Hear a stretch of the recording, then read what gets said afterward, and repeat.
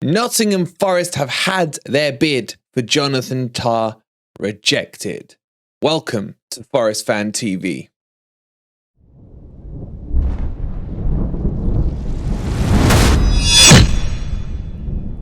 Good morning, good evening, or good night, wherever in the world you are, whatever time of day you're watching this. Hope you're having a fantastic day, and welcome to hell, basically, for me, as this is going to be video after video of updates on the transfer situation at Nottingham Forest.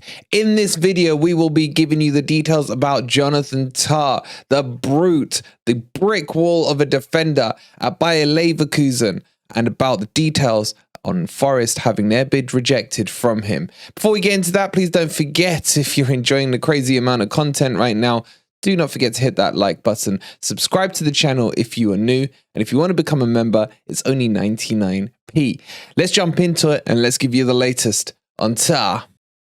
So Nottingham Forest submitted a €25 million bid for Jonathan Tah to Bayer Leverkusen, as we broke to you yesterday.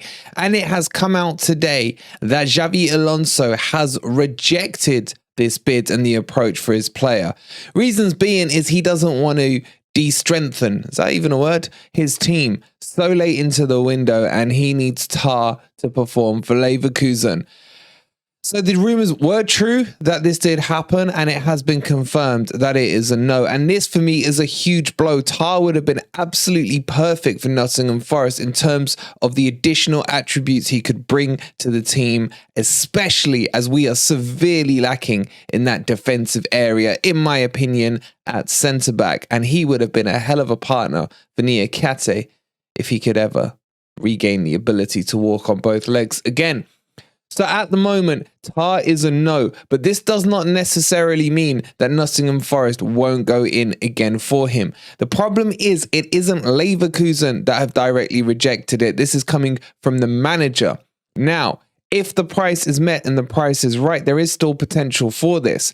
But when you have the stumbling block of a manager who's going to put the blocks and the handbrake up on the deal, then it makes it even harder for something like this to go through.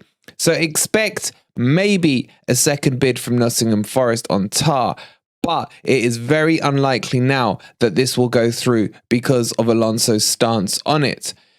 Forest are not done though with the centre-backs. The other one that seems very likely to come through is going to be Felipe from Atleti. Forest are in deep talks with Atleti right now about getting this over the line. And after all, he's Brazilian and he seems to be fitting the mould of the types of players that we are currently bringing in.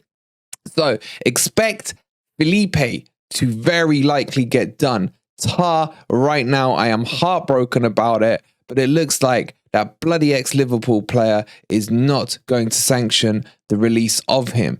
For 25 mil, it was going to be an absolute steal on a player who fits the perfect profile for what we do need currently in the Premier League. And in my opinion, would have had no problem adjusting into the new league and getting up to speed very, very quickly. Now, in terms of Felipe, he is 33 years old. He is a good defender, but he is not Silva. There's been so many comments in the chat saying, look what Silva's done for Chelsea. He's 38 years old. He can cut it, blah, blah, blah. And it's just a case of don't tag every player with the same brush. Silva is pure quality. He always has been. He's always been able to cut it. His footballing brain is next level. But to assume that anyone, just because they're Brazilian and a defender, can do it is not the right approach on this. So although I do rate Felipe as a defender, I still am not sure that he is going to be the right fit because he is not fast, guys. And that's my point here. We need a centre-back who has pace. We need a strong, pacey centre-back. That's the exact profile that's currently missing. Now, some of you are going to say, okay, but once Niakate is fit, he's got the pace, he's got the power, you can afford a bit of a slower centre-back next to him. I understand that and I agree. My only concern is how long is Niakate going to be fit? And are we overhyping Niakate? Including myself, I said he was going to be our most important signing of the summer. I nicely jinxed that for us as we only saw him for a game and a half. But if he is not fit, then you have to ask yourself the question, who would partner Felipe in the defense? That's going to be the problem. Would you be happy to have Bolly there, Worrell there, McKenna, whoever it may be? None of those names that I've just mentioned have the pace to allow Forest to play a higher line with security. That's something we cannot do. So get your thoughts in down below on that. I'm interested to hear. But I really do expect Felipe to be the one who gets over the line at Nottingham Forest and not Tah, now that goddamn Alonso has put the stop to it.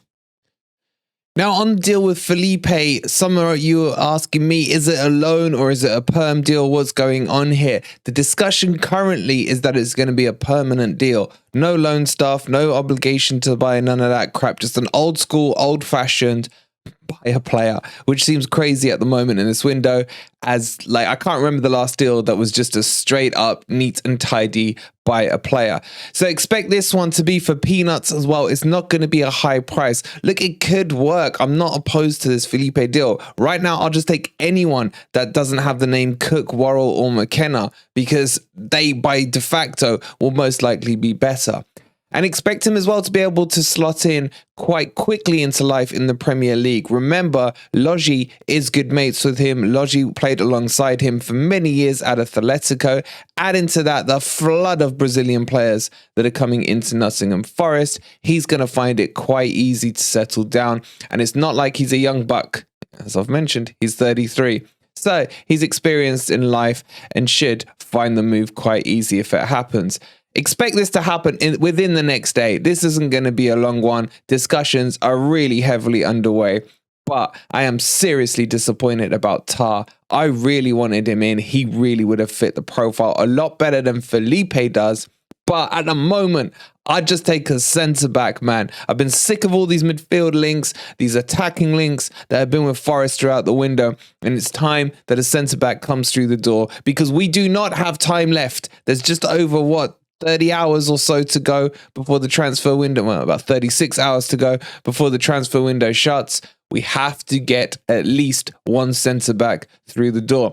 Let me know your thoughts down below. What I really want to know from you guys is, who would you have preferred? Felipe with the experience, or Tah with that brute strength and power and the younger age?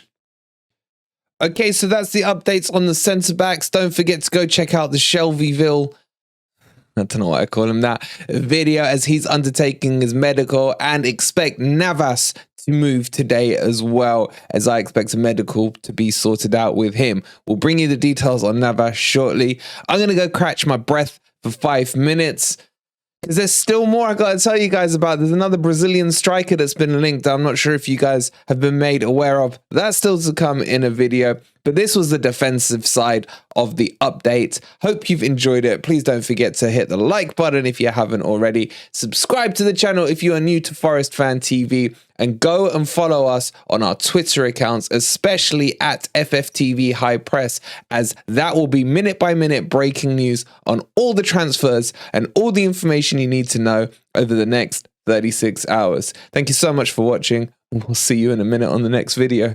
Come on, you Reds.